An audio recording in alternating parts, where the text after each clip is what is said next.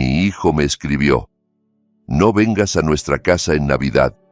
Mi esposa está en contra de ti». Yo solo sonreí. Él no sabía que esa casa había sido mía desde hacía mucho tiempo. Le mandé un mensaje y 1 hora después, mi hijo estaba plantado delante de mi puerta. Me alegra que estés aquí conmigo. Por favor, dale like a este video, escucha mi historia hasta el final y cuéntame desde qué ciudad me estás escuchando. Así sabré hasta dónde ha llegado mi relato. Llevaba 32 años construyendo mi vida en este país. 32 años desde que llegué sin nada, trabajando en 2 empleos, ahorrando cada centavo y comprando por fin mi propia casa. Luego, hace 5 años, cuando mi hijo Andrés se casó, tomé lo que creí que era una decisión generosa. Puse la entrada de una casa preciosa de 3 habitaciones para él y su nueva esposa, Valeria. La casa quedó a mi nombre, solo de forma temporal, o eso les dije, hasta que ellos construyeran su historial de crédito. No se preocupen por eso, les repetí. Somos familia. Durante el primer año todo parecía perfecto. Andrés me llamaba todos los domingos, me invitaban a cenar. Valeria me sonreía y me abrazaba, llamándome papá, con una dulzura que entonces me parecía sincera. Tenía que haber sospechado que era demasiado bonito para ser verdad. Los cambios empezaron de forma casi invisible. Las llamadas de los domingos se volvieron quincenales, luego mensuales. Cuando yo proponía ir a visitarlos, siempre había una excusa nueva. Valeria no se siente bien. Ya tenemos planes. La casa está hecha un desastre. Yo intentaba no darle demasiadas vueltas. Las parejas jóvenes necesitaban su espacio, ¿no? Pero llegó el Día de Acción de Gracias del año pasado y todo dejó de poder justificarse con la palabra espacio. Ese día llegué a su puerta con mi famoso pastel de calabaza, el mismo que Andrés adoraba desde niño. Valeria abrió, con una sonrisa rígida y mecánica. «Ah, viniste», dijo, como si no hubiéramos confirmado 3 veces esa semana.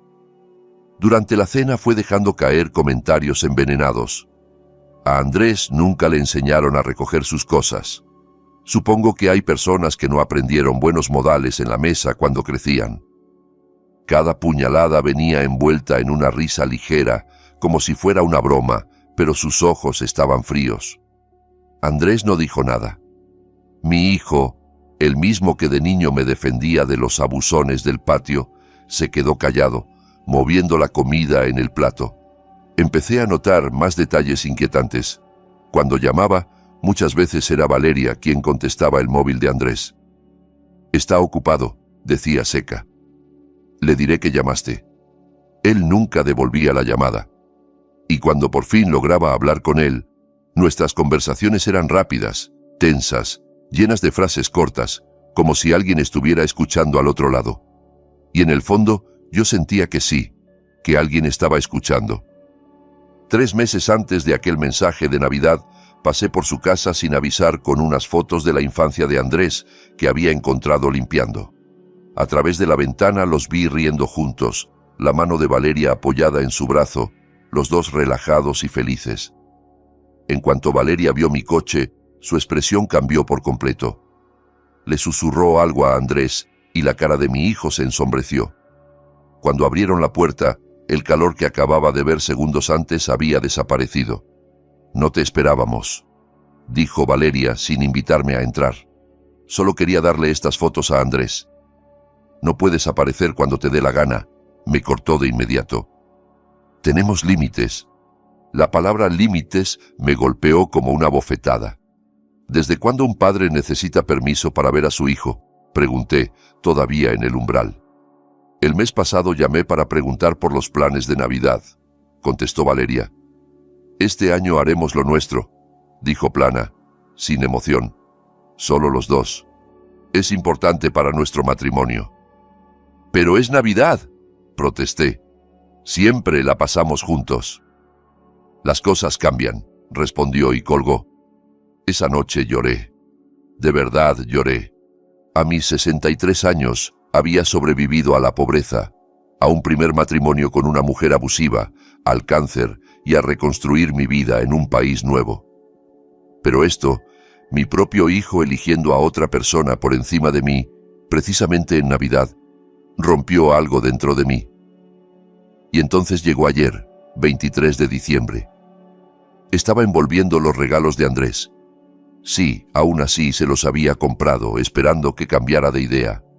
Cuando vibró mi teléfono, un mensaje de texto de mi hijo. Mi corazón dio un salto. Tal vez llamaba para disculparse, para invitarme al fin. Abrí el mensaje. No vengas a nuestra casa en Navidad. Valeria no te quiere aquí. Respeta nuestra decisión. Me quedé mirando esas palabras hasta que se emborronaron. ¿Nuestra casa? ¿Su casa? La casa que yo había comprado. La casa cuya entrada había salido de mis ahorros. La casa que seguía estando a mi nombre, con mi firma en la escritura.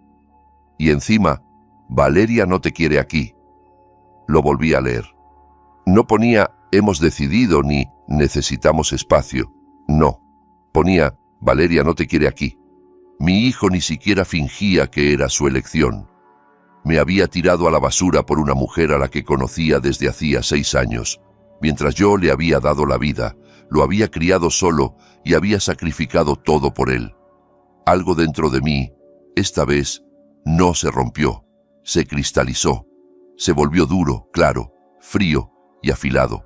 Sonreí, sonreí de verdad. ¿De verdad pensaban que podían desterrarme de una casa que era mía? ¿Que de verdad era un viejo indefenso que iba a aceptar ese desprecio en silencio? Mis dedos empezaron a moverse por la pantalla del móvil. Escribí 3 frases, simples, directas, devastadoras. Le recordé que la casa estaba a mi nombre, que legalmente eran inquilinos y que, dado su mensaje, les daba un preaviso formal de 30 días para desalojar. Pulsé enviar. Luego esperé. Exactamente 53 minutos después, escuché un coche frenando bruscamente en mi entrada. Desde la ventana del salón vi cómo Andrés daba un portazo al coche. Tenía la cara roja y los movimientos nerviosos, desbordados por el pánico. Prácticamente corrió hacia mi puerta golpeando con fuerza antes de que yo siquiera me pusiera en pie. «Papá, papá, abre la puerta». Me tomé mi tiempo.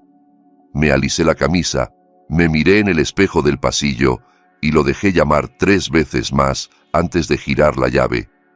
«Papá, ¿qué diablos? No puedes simplemente...»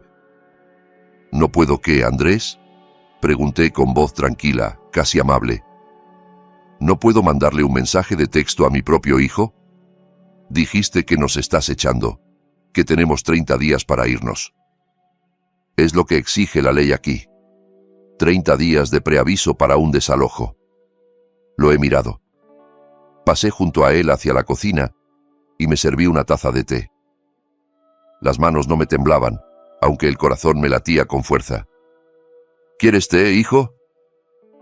«Esto no tiene gracia», me siguió, la voz quebrada. «Esa es nuestra casa. Hemos vivido allí 5 años. No puedes echarnos por un solo mensaje». Me giré para mirarlo. Lo miré de verdad. ¿En qué momento mi hijo se había convertido en este desconocido? ¿Cuándo había aprendido a priorizar las exigencias de una mujer por encima de los sentimientos de su padre? «Un solo mensaje», repetí suavemente. «¿De verdad crees que se trata de eso?» Titubeó. «Es que Valeria...» Ella pensó... Levanté la mano. «No la culpes por palabras que salieron de tu teléfono. Eres un hombre de 34 años, Andrés. Tú tomas tus decisiones. Papá, por favor». Su rabia se desinfló en desesperación. «No podemos permitirnos mudarnos ahora. Valeria acaba de dejar su trabajo para empezar su negocio en línea y yo... Los alquileres por ahí están por las nubes. Deberías haber pensado en eso antes de decirme que no fuera a mi casa en Navidad». Las palabras se quedaron suspendidas en el aire. Vi cómo poco a poco la comprensión se abría paso en su rostro. La casa. La había olvidado. O quizá Valeria se había encargado de que la olvidara.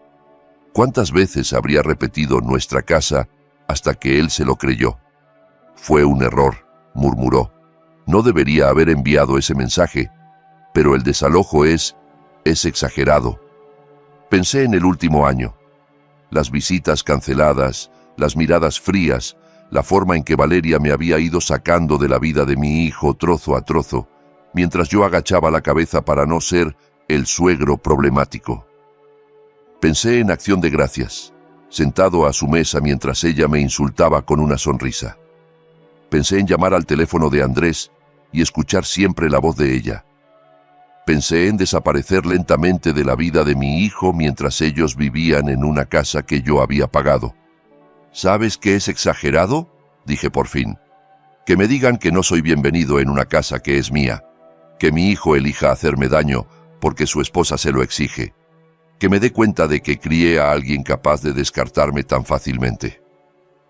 No te estoy descartando. Sus ojos se llenaron de lágrimas. Papá, te quiero. Entonces, ¿por qué enviaste ese mensaje, Andrés? Mi voz se quebró a pesar de todo. ¿Por qué no la enfrentaste ni una sola vez? Solo una. Abrió la boca, la cerró, apartó la mirada, y ahí estuvo la verdad que los dos sabíamos, pero él no se atrevía a decir. Le tenía miedo a Valeria, a su carácter, a sus enfados, a su manipulación. Él había elegido el camino fácil, y el sacrificio había sido yo. Necesito que te vayas ahora, dije al fin, en voz baja. Papá. 30 días, Andrés. El aviso es oficial. Tienes 30 días para encontrar otro sitio donde vivir. Cuando se fue, me quedé sentado en mi cocina temblando. ¿Qué había hecho? Acababa de desalojar a mi propio hijo, a mi único hijo, al niño al que había criado solo después de que su madre nos abandonara, al hombre al que había ayudado, apoyado y amado incondicionalmente durante 34 años. Pero mientras permanecía allí, algo empezó a imponerse sobre el miedo. Una certeza fría y firme. Saqué el portátil y empecé a hacer listas. Lo primero era la documentación. Fui al archivador y saqué la escritura de la casa, los papeles de la hipoteca, cada recibo de pago. Mi nombre, solo mi nombre. La casa era mía, legal y completamente. Andrés y Valeria no habían aportado nada, ni a la entrada, ni a la hipoteca, ni a los impuestos. Lo segundo era entender bien mi posición legal. Investigué las leyes de inquilinos, los procedimientos de desalojo, los derechos de propiedad. Tomé notas con la misma letra ordenada que había aprendido en mi primer trabajo en este país como auxiliar administrativo mientras estudiaba español por las noches. Lo tercero era prepararme para el siguiente movimiento de Valeria, porque sabía que lo habría. Ya conocía su tipo, había tardado, pero por fin la veía con claridad. No iba a aceptar esto en silencio, iba a pelear, a manipular, a intentar girar a Andrés completamente en mi contra, pero esta vez yo no estaría desprevenido. Esta vez protegería lo que era mío. A la mañana siguiente fui al despacho de la abogada que había tramitado mi testamento 2 años atrás, Patricia Herrera. Patricia rondaba los 50, mirada afilada y cero tolerancia a las tonterías, exactamente lo que necesitaba. Quiero asegurarme de que el aviso de desalojo es legalmente impecable, le dije, deslizándole los papeles sobre el escritorio. Ella los leyó despacio, con expresión neutra. ¿Este es tu hijo y su esposa? Sí. ¿Y han vivido allí sin pagar alquiler durante 5 años? Sí. Yo puse la entrada. La casa está completamente a mi nombre. Ellos jamás han pagado ni $1 de hipoteca ni de impuestos. Patricia se recostó en su silla. Entonces, legalmente, estás totalmente en tu derecho. El aviso de 30 días es correcto, pero, Rafael, se detuvo, eligiendo bien las palabras. ¿Estás seguro de querer seguir adelante? Los conflictos familiares pueden volverse muy feos, muy rápido. Ya es feo, respondí en voz baja. Yo solo lo estoy formalizando. Asintió despacio. Muy bien. Presentaré hoy mismo la demanda de desalojo ante el juzgado. También deberías considerar hacer una tasación formal del inmueble y documentar cualquier daño en la casa. Si han hecho modificaciones sin autorización o hay desperfectos, querrás tener pruebas. No lo había pensado. ¿Puedes recomendarme a alguien? Escribió un nombre y un número en una tarjeta. Guillermo Morales. Es meticuloso y rápido. Dile que vas de mi parte. Al salir de su despacho, mi teléfono vibró. Un mensaje de Andrés. Tenemos que hablar, por favor. No respondí. 2 días después, Guillermo Morales recorrió la casa conmigo mientras Andrés y Valeria estaban en el trabajo. Yo, por supuesto, conservaba mi juego de llaves. Era mi casa. Le había avisado a Andrés por mensaje de que iba a hacer una inspección como era mi derecho legal. Lo que Guillermo encontró me heló la sangre. Estas paredes eran muros de carga, dijo, señalando el salón convertido en concepto abierto. Alguien las ha tirado sin permiso. Es una modificación estructural seria y una violación del código de construcción. Miré el espacio. Recordé cuando Andrés me habló por primera vez de la reforma. Valeria estaba entusiasmada. Vamos a abrir todo el espacio, quedará súper moderno. Yo pensé que hablaban de pintar y decorar. Hay más, añadió Guillermo llevándome al baño principal. Mira esto, han cambiado toda la fontanería. Tampoco encuentro permisos en los registros de la ciudad. Y este alicatado golpeó suavemente la pared. Sonó hueca. Detrás hay filtraciones, seguro. Está mal instalado. Esto pueden ser decenas de miles de dólares en reparaciones. Mi casa, mi inversión, la estaban destrozando. Tendré el informe completo para el viernes, dijo Guillermo al despedirse. Pero tiene que saberlo, señor Rafael. Entre la obra sin permiso y los daños por agua, está mirando una cantidad muy seria de dinero si quiere arreglar esto como es debido. Cuando se fue, me quedé sentado en el coche, frente a la casa que había comprado con tanta ilusión 5 años antes, la casa que se suponía que aseguraría el futuro de mi hijo. En vez de eso, Andrés y Valeria la habían destripado, modificado y dañado sin consultarme, sin permiso, sin siquiera ser honestos con lo que estaban haciendo. Esa tarde sonó el teléfono. Valeria. Estuve a punto de no contestar, pero algo me hizo deslizar el dedo. Rafael. Su voz estaba helada, cortante. Ya no había papá. Recibimos tu notita sobre la inspección. ¿Cómo te atreves a invadir nuestra intimidad así? Es mi casa, Valeria. Tengo todo el derecho legal. Derecho legal. Soltó una carcajada seca. Estás intentando dejarnos en la calle justo antes de Navidad. ¿Qué clase de padre hace eso? La clase de padre cuyo hijo le dice que no es bienvenido en una propiedad que él compró. Respondí. Silencio. Luego, esa casa ha sido nuestro hogar durante 5 años. Nuestro. Hemos puesto nuestro corazón y nuestra alma ahí. La hemos dejado preciosa. ¿Y crees que puedes arrebatárnosla así como así? No les estoy quitando nada. Solo estoy recuperando lo que siempre fue mío.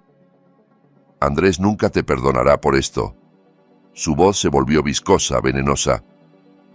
Vas a morir solo, viejo. Sin hijo, sin nietos, sin familia.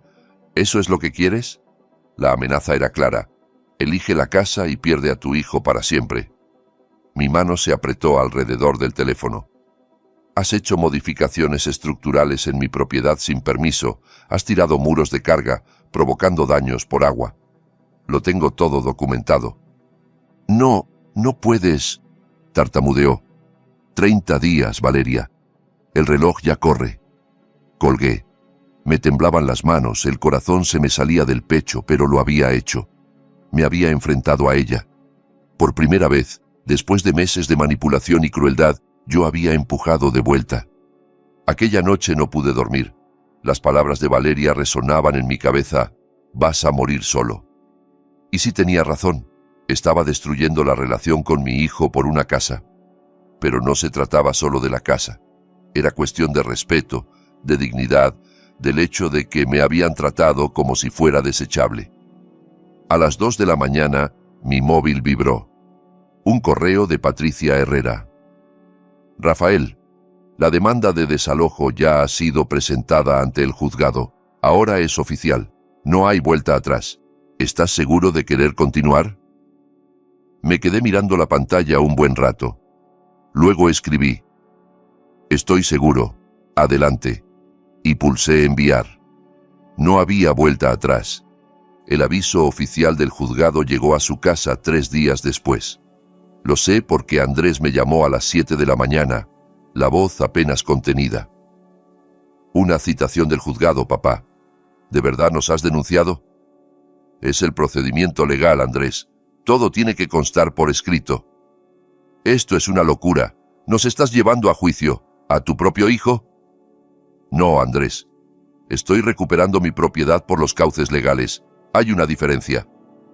Colgó. 1 hora después aparecieron en mi puerta, los dos. Desde la ventana vi cómo Valeria prácticamente arrastraba a Andrés por el camino de entrada, el rostro retorcido de furia. Abrí antes de que llamaran. «Tenemos que hablar», dijo Valeria, entrando a empujones en mi casa. «Ahora mismo». «Estás en mi hogar, Valeria», contesté con calma.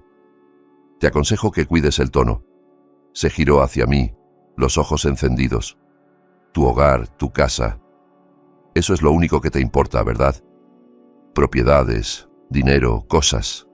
No te importa tu hijo, ni su felicidad, solo tu bendita inversión. Tiraste muros de carga sin permisos», dije sin alterarme. «Has causado daños por filtraciones. Probablemente has devaluado mi propiedad». «La mejoramos», gritó.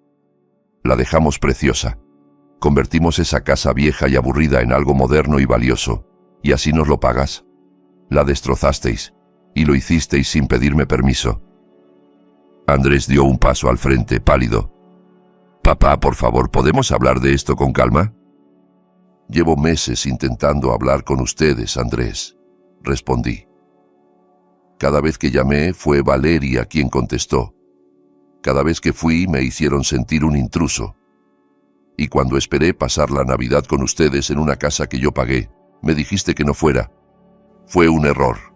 Fue a decir él. Fue una decisión. Lo interrumpí. Tomas muchas decisiones, Andrés. Decidiste dejar que tu esposa me insultara en acción de gracias. Decidiste dejar de llamarme. Decidiste apartarme de tu vida. Ahora yo estoy tomando una decisión también». La expresión de Valeria cambió de golpe. La rabia se transformó en algo calculador, peligroso. «¿Quieres ponerte duro? Perfecto», dijo en voz baja. «Yo también sé jugar». Sacó el móvil y empezó a teclear furiosamente. «Ahora mismo voy a publicar en redes cómo el anciano padre de Andrés lo echa de su casa justo antes de Navidad, cómo lo deja prácticamente en la calle. Tengo 5.000 seguidores, Rafael. Mañana todo el mundo sabrá qué clase de persona eres». «Hazlo», respondí, a pesar del nudo en el estómago. «Y yo llamaré a todas las cadenas de televisión de la ciudad. Padre cruel desahucia a su hijo en fiestas. Venderá mucho. Pero la otra versión también funciona. Pareja egoísta destroza la casa de su casero y la deja llena de obras ilegales y daños. Y yo tengo fotos, informes y facturas». La cara de Valeria se puso roja. «Te vamos a denunciar», escupió. «Por daños emocionales, por todo lo que hemos invertido en esa casa». «¿Con qué dinero, Valeria? Dejaste tu trabajo, ¿recuerdas? Y tú, Andrés», lo miré. «¿Cuánto tienes ahorrado? ¿Te alcanza para un abogado que pueda pelear esto?» El silencio fue la respuesta. «Les quedan 26 días», dije, más despacio, de repente agotado. «Les aconsejo que los usen para buscar otro lugar donde vivir». Cuando se fueron, me desplomé en el sofá, temblando. Aquella confrontación me había dejado vacío. Las amenazas de Valeria resonaban en mi cabeza. Redes sociales, noticieros, humillación pública. ¿Qué había desencadenado? Durante los 3 días siguientes, apenas salí de casa.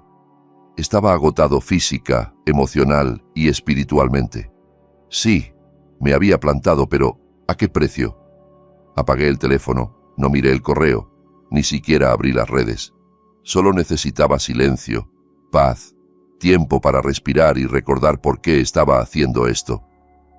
Pasé esos días en mi jardín, el que llevaba 15 años cuidando. Podé mis rosales, regué mis hierbas, me senté al sol del invierno dejando que el silencio me reconstruyera. Al tercer día, mi vecina Marta apareció con una cazuela. «Hace días que no te veo», dijo con suavidad. «¿Estás bien?» Estuve a punto de mentir. Estuve a punto de decir que todo iba perfecto. Pero Marta había sido mi vecina durante 12 años. Estuvo allí cuando pasé por el tratamiento del cáncer. Me conocía. «Estoy teniendo problemas con Andrés y con su esposa», admití. «Lo he oído». Dejó la cazuela en la mesa. «Valeria publicó algo en internet. Hay bastante gente comentando». Sentí que se me hundía el estómago. «¿Qué dijo?» «Que los estás echando, que eres cruel y vengativo». Marta hizo una pausa. «Pero, Rafael, yo también te conozco, y sé que no harías algo así sin una muy buena razón». Se me llenaron los ojos de lágrimas. «Los ha puesto en mi contra, Marta, a mi propio hijo, y han arruinado mi casa, la que compré para ellos. Tiraron muros de carga, provocaron filtraciones, no pidieron ningún permiso. Van a ser decenas de miles de dólares en arreglos». Los ojos de Marta se abrieron de par en par. «Ay, Rafael, no sé si estoy haciendo bien», confesé, pero no podía seguir permitiendo que me trataran como si no importara. Marta me apretó la mano. «Entonces mantente firme. ¿Me oyes? No te eches atrás». Ese apoyo tan simple, tanta confianza puesta en mí, fue como agua en un desierto. No estaba completamente solo. A la mañana siguiente me desperté más fuerte. Las palabras de Marta me habían devuelto algo que me faltaba: validación. No estaba loco. No era cruel. Estaba protegiéndome. Volví a encender el teléfono. 17 llamadas perdidas de Andrés, 8 de números desconocidos, decenas de mensajes. Empecé a leerlos con cuidado. La mayoría eran de mi hijo. «Llámame, por favor. Tenemos que arreglar esto. Papá, te lo suplico». Pero hubo 3 mensajes que destacaron. Venían del móvil de Valeria, pero el tono era distinto, más suave, casi conciliador. «Rafael, soy Valeria. Creo que empezamos con el pie izquierdo. Podemos hablar, solo tú y yo. Sé que he cometido errores. Me gustaría disculparme como es debido. ¿Café esta semana? Quiero a Andrés. Sé que tú también. Arreglemos esto por él». Me quedé mirando esos mensajes. ¿Sería sincero o era otra maniobra? Decidí ignorarlos. 1 hora después sonó el timbre. Valeria estaba sola en el porche. Iba vestida de manera sencilla, vaqueros, suéter, casi sin maquillaje. Tenía los ojos enrojecidos como si hubiera llorado. «Sé que no quieres verme», dijo en voz baja, «pero por favor, dame 5 minutos». Contra mi instinto, la dejé entrar. Se sentó en el sofá, con las manos entrelazadas sobre el regazo, aparentando fragilidad. «He sido horrible contigo», empezó. «Lo sé. Estaba celosa, supongo, de la relación que tienes con Andrés, de lo mucho que te quiere. Sentía que tenía que competir por su atención, y lo llevé fatal». Su disculpa sonaba ensayada, pero las lágrimas parecían auténticas. «Nunca quise que las cosas llegaran tan lejos», continuó. «El mensaje de Navidad fue: fui pequeña y cruel. Andrés ni siquiera quería enviarlo. Lo obligué. Y estoy tan arrepentida». No dije nada. Solo la observé. «Sé que nos equivocamos con la reforma», siguió. «Tendríamos que haberte pedido permiso. Tendríamos que haber pedido licencias. Estábamos emocionados por hacer la nuestra, por sentir que era nuestro hogar. Y metimos la pata, a lo grande». Alzó la vista con lágrimas resbalando ahora sí por sus mejillas. «Por favor, no hagas esto. No nos eches. Arreglaremos todo. Pediremos las licencias retroactivamente. Pagaremos todas las reparaciones. Solo, por favor, no nos quites nuestra casa». «Nuestra casa». Ahí estaba otra vez. «Haré lo que sea», susurró. «Pediré disculpas en público. Borraré todas mis publicaciones. Firmaré lo que quieras diciendo que eres un maravilloso suegro. Lo que sea». Sentí algo frío asentarse en mi pecho. Eso no era arrepentimiento, era desesperación. Estaba ofreciéndome todo menos lo único importante. ¿Quieres a mi hijo, Valeria?, pregunté. Parpadeó sorprendida. Por supuesto que lo quiero. Entonces, ¿por qué has pasado el último año aislándolo de su padre? ¿Por qué interceptabas mis llamadas? ¿Por qué lo hacías sentir culpable cada vez que quería verme? Yo, empezó. No me mientas. No ahora. Me incliné hacia adelante. ¿Quieres que retire el desalojo? De acuerdo. Esto es lo que necesito. Que me respetes de verdad. Que dejes de tratarme como una amenaza y que permitas que Andrés tenga una relación normal con su padre sin que tú lo castigues por ello. Su cara cambió, solo por un segundo. Lo vi, un destello de rabia, de resistencia. No quería ceder ese control. Puedo hacerlo, dijo, pero la voz estaba tensa. No, no puedes. Me puse de pie. Porque no me ves como a una persona, Valeria. Me ves como una rival, un obstáculo, y nada de lo que haga va a cambiar eso. Eso no es verdad. El desalojo sigue en pie. Te quedan 23 días. Sus lágrimas desaparecieron al instante. La máscara cayó. Te vas a arrepentir de esto, viejo, escupió. Andrés nunca te lo perdonará. Vas a pasarte la vida solo, preguntándote por qué tu hijo no llama, por qué no te visita, por qué nunca conoces a tus nietos. Lárgate, dijo señalando la puerta. Se marchó dando un portazo. Me quedé en el silencio del salón, el corazón desbocado, pero con la mente extrañamente clara. Valeria acababa de mostrarme quién era en realidad. Las lágrimas, la disculpa, la vulnerabilidad, todo era actuación, manipulación, y yo casi había caído. Esa misma tarde llamé a Patricia Herrera. Mi nuera ha intentado manipularme para que retire el desalojo, le conté. No me sorprende, respondió. ¿Y tú qué hiciste? Le dije que no. Bien. Pude oír la aprobación en su voz. Rafael, llevo 25 años en esto. He visto muchos pleitos por herencias y propiedades familiares, y en mi experiencia, quienes pelean con más rabia suelen ser los que más tienen que esconder. ¿Qué quieres decir? Creo que deberías contratar a un investigador privado que mire el pasado de Valeria, sus finanzas. Algo me dice que aquí hay más que un simple drama familiar. Un investigador privado. Sonaba extremo. Pero un mes antes, desalojar a mi hijo también me habría parecido extremo. Mándame a alguien de confianza, dije al fin. La investigadora, una mujer llamada Silvia Rivera, vino a mi casa 2 días después. Tendría unos 40 años, profesional, directa, el tipo de persona que yo apreciaba. Patricia habla muy bien de ti, dijo instalando su portátil en mi mesa de la cocina. Me contó que necesitas información sobre tu nuera. Le expliqué la situación. El desalojo, la manipulación, los cambios de humor de Valeria. Silvia tomó notas. ¿Sabes su apellido de soltera? Muñoz, respondí. Valeria Muñoz. ¿Algún trabajo anterior? Me di cuenta de que casi no sabía nada de su pasado. Había trabajado en una agencia de marketing cuando conoció a Andrés, pero no recordaba el nombre. Lo dejó hace poco para montar su negocio, del que nunca aclaró detalles. Veré qué encuentro, dijo Silvia. Dame una semana. 4 días después, un sábado por la mañana, sonó el timbre a las 9. Era Silvia. Llevaba el portátil bajo el brazo y una expresión seria. Tenemos que hablar ya, dijo sin rodeos. Me senté frente a ella en la mesa de la cocina. Valeria Muñoz, comenzó. No es exactamente quien dice ser. ¿Cómo que no? Su nombre es real, admitió. Pero el trabajo de marketing del que le habló a tu hijo duró 3 meses. La despidieron por malversar pequeñas cantidades de dinero. Cogía efectivo de caja chica, falsificaba notas de gastos.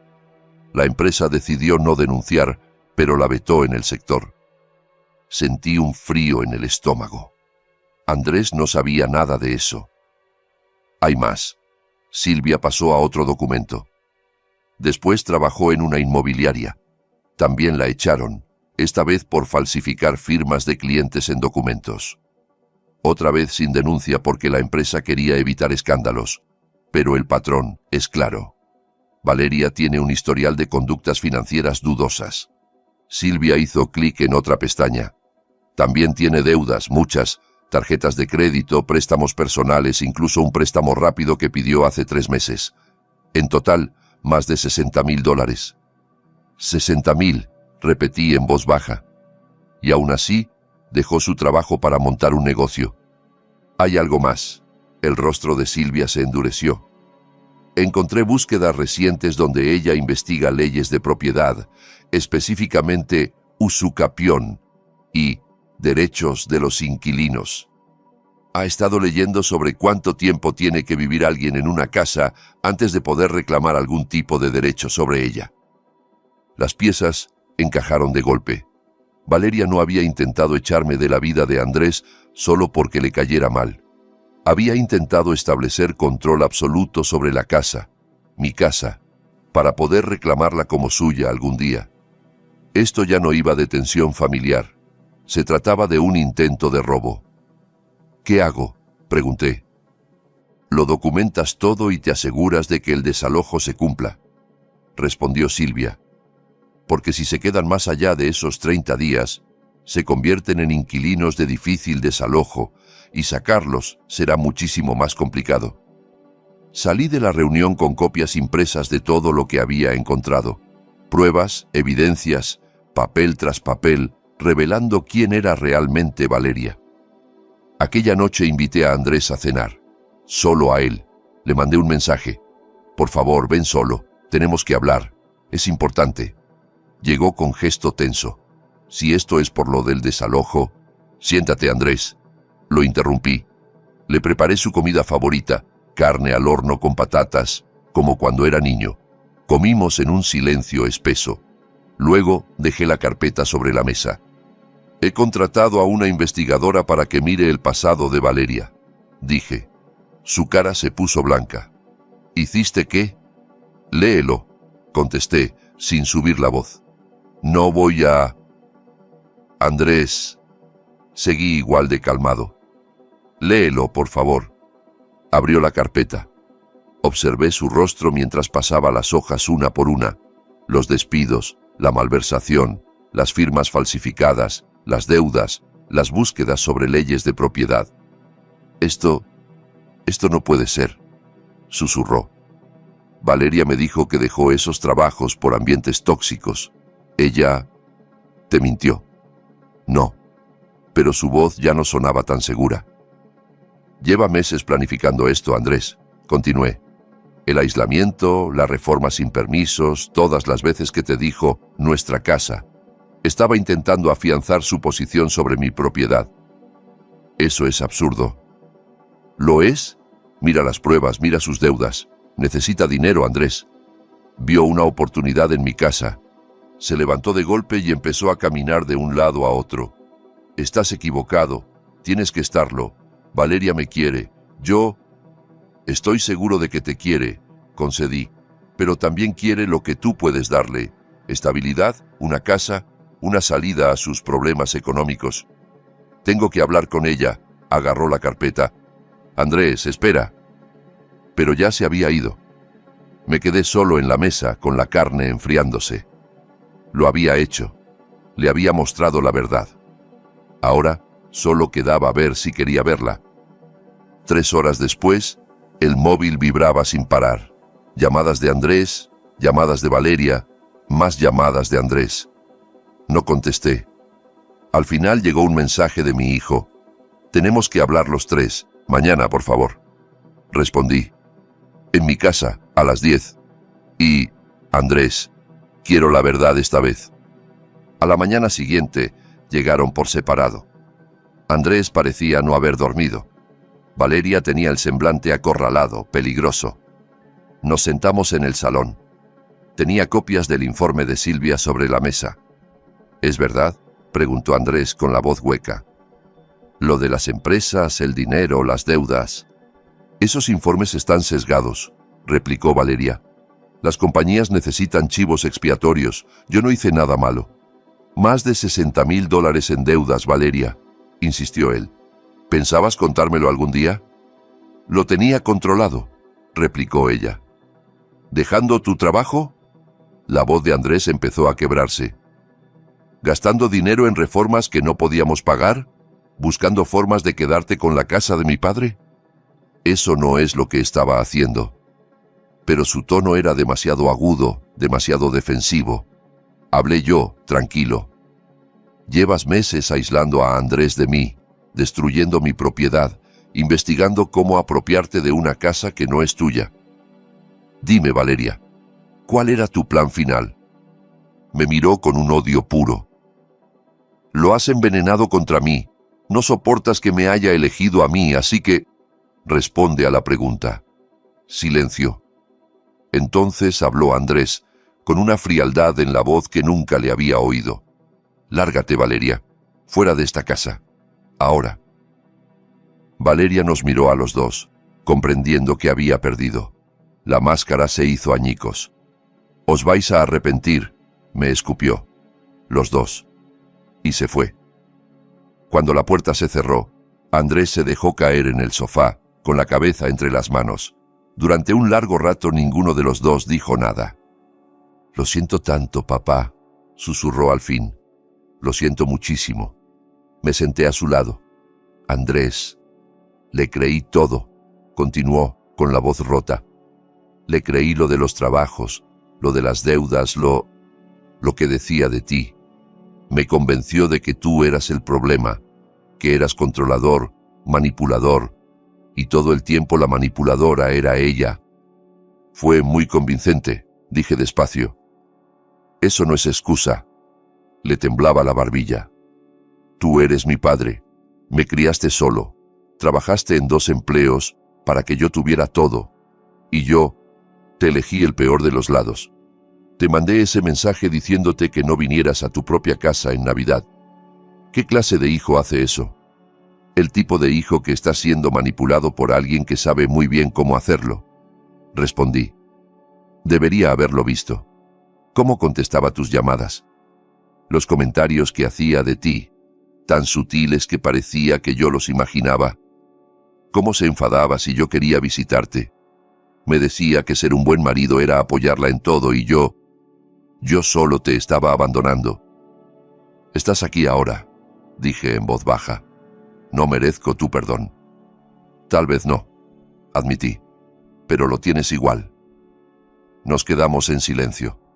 Mi hijo, mi niño, había vuelto del lugar oscuro donde Valeria lo había llevado.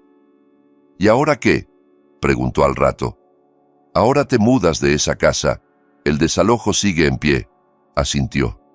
Lo sé. Empezaré a buscar piso hoy mismo. Lo de Valeria se acabó.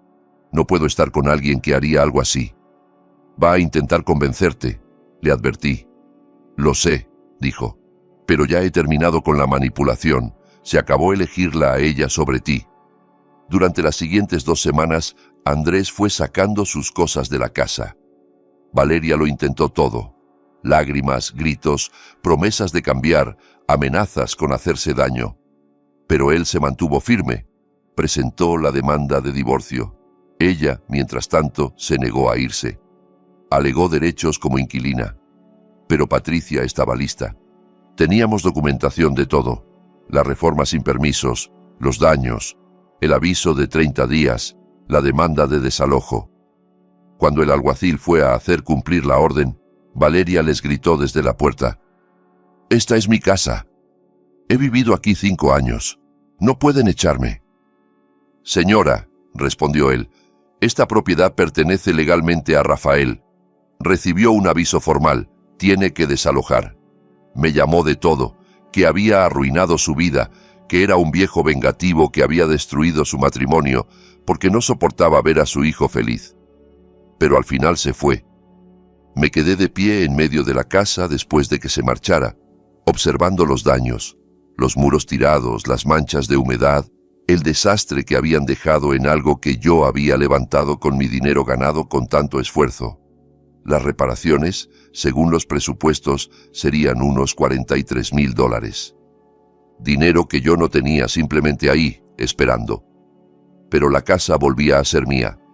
Mi propiedad, mi seguridad, mi inversión, y Valeria ya no podía tocarla. 2 semanas después, recibí una carta del abogado de Valeria. Me demandaba por enriquecimiento injusto, alegando que había mejorado la propiedad y que merecía que yo la compensara por la reforma. Se la llevé a Patricia. Mi abogada se echó a reír. ¿De verdad?, dijo. Destruyó tu casa con obras ilegales y ahora quiere que le pagues por ello. Esto lo van a tumbar en un segundo. Y así fue. El juez solo necesitó ver la documentación, las violaciones al código de construcción, la falta de permisos, los daños ocasionados. Desestimó la demanda de Valeria de inmediato. No solo eso, ordenó que ella pagara mis costas legales. 3 meses después, Valeria se declaró en bancarrota. Supe por Andrés que se había mudado de nuevo a casa de sus padres en otra ciudad. Su negocio online nunca llegó a despegar. Sus deudas siguieron creciendo. Sin el sueldo de mi hijo, no pudo mantener el estilo de vida que había construido a base de tarjetas de crédito y mentiras. La casa la vendí 6 meses más tarde.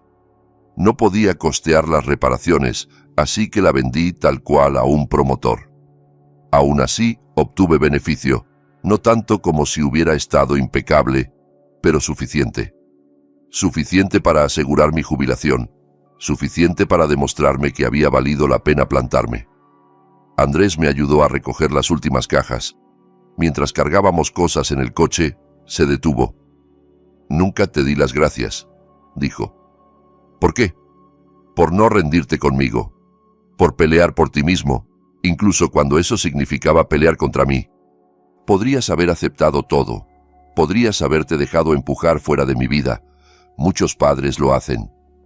«Yo no soy muchos padres», respondí. Sonrió. Una sonrisa real, la primera sincera que le veía en más de 1 año. «No», admitió, «no lo eres». Esa noche fuimos a cenar solo los dos como antes de Valeria. Hablamos de todo, de su trabajo, de mi jardín, de sus planes. Me preguntó por mi salud, por mis amigos, por mi vida. Y por primera vez en mucho tiempo, sentí que recuperaba a mi hijo, no porque hubiera ganado ninguna guerra, sino porque me negué a perderme a mí mismo. Pasó 1 año, luego otro. Mi vida cambió de formas que nunca habría imaginado. Con el dinero de la venta de la casa, por fin hice el viaje a Japón con el que había soñado durante décadas. Pasé 3 semanas allí, visitando templos, bañándome en aguas termales, comiendo platos que me hacían cerrar los ojos de puro placer. Le mandé postales a Andrés desde Kioto, desde Tokio, desde un pueblito en las montañas. Al volver, Marta me convenció para entrar a su club de lectura. Me encontré rodeado de personas fuertes como yo, en su mayoría mujeres, que habían sobrevivido a divorcios, enfermedades, hijos difíciles, problemas económicos, personas que se negaban a volverse invisibles. Con parte del dinero invertí en mi jardín. Construí un pequeño invernadero, empecé a cultivar orquídeas, rosales raros y hortalizas que vendía en el mercado local de productores. Se convirtió en un pequeño negocio, no como para vivir de ello, pero sí suficiente para darme propósito, comunidad, algo que cuidar y ver crecer. En el barrio empezaron a llamarme el señor de las orquídeas. Andrés venía a cenar todos los domingos. Se convirtió en nuestra tradición.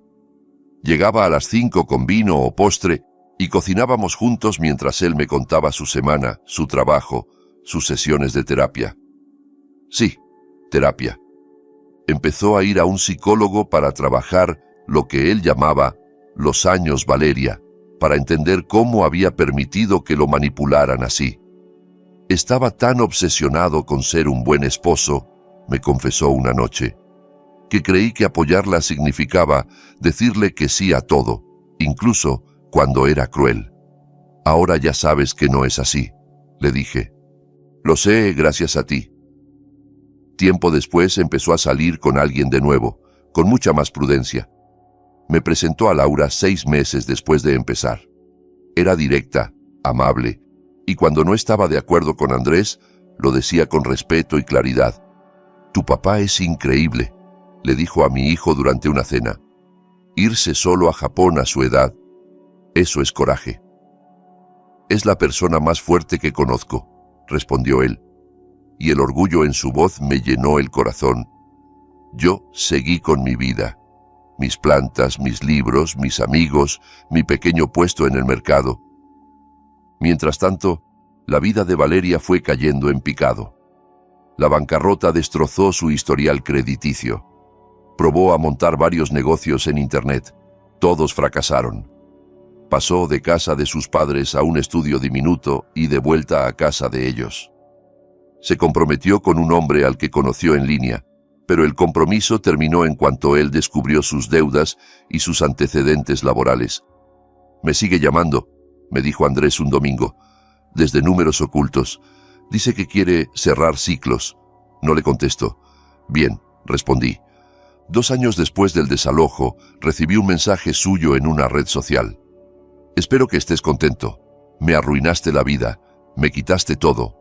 Solo porque no soportabas verme feliz con tu hijo. Ojalá haya valido la pena». Me quedé mirando ese mensaje mucho rato. Luego la bloqueé y lo borré, porque Valeria jamás entendió algo fundamental. Yo no había destruido su vida. Lo hizo ella sola, con sus mentiras y su codicia. Yo solo me negué a ser su víctima. Mi teléfono sonó. Era Andrés, llamando en su descanso para comer. «Hola, papá. Solo quería oír tu voz». «Aquí estoy», respondí sonriendo. «Ya lo sé. Te quiero». «Yo también te quiero, hijo». Miré alrededor de mi salón, las fotos en las paredes, yo en Japón, yo en el mercado, Andrés y yo riendo. Miré el invernadero a través de la ventana, las orquídeas floreciendo. Miré la vida que había construido. No a pesar de haberme plantado, sino gracias a ello. En mi 67º cumpleaños, Andrés me organizó una fiesta. Vinieron Marta y Carmen, las señoras del club de lectura, los vecinos, Laura. Comimos pastel en el jardín. Andrés se levantó con una copa en la mano y dijo: «Por mi papá, que me enseñó que amar no significa perderse a uno mismo, que poner límites no es crueldad, que protegerse es un acto de valentía». Todos alzaron sus vasos y yo pensé, esto es la verdadera victoria. No la venganza, no el disfrute morboso ante la caída de Valeria, sino la paz, la plenitud, una vida vivida en mis propios términos. Había sobrevivido a esto también. No solo sobrevivido, había aprendido a florecer. Y si quieres saber qué me dejó toda esta historia, te lo diré claramente. Plantarte no es ser cruel, es necesario. El amor no exige que aceptes malos tratos. Proteger lo que es tuyo, tus límites, tu dignidad, tu hogar, no es egoísmo, es supervivencia. Podría haber aceptado que me empujaran fuera de la vida de mi hijo. Muchas personas lo habrían hecho. Yo elegí otra cosa. ¿Y tú? ¿Qué habrías hecho en mi lugar? ¿Habrías luchado o te habrías quedado en silencio? Piénsalo. Y recuerda algo, tú le enseñas a la gente cómo puede tratarte. Gracias por escuchar mi historia hasta el final. Ojalá te dé el valor de defenderte cuando llegue el momento. Te mereces respeto, nunca lo olvides.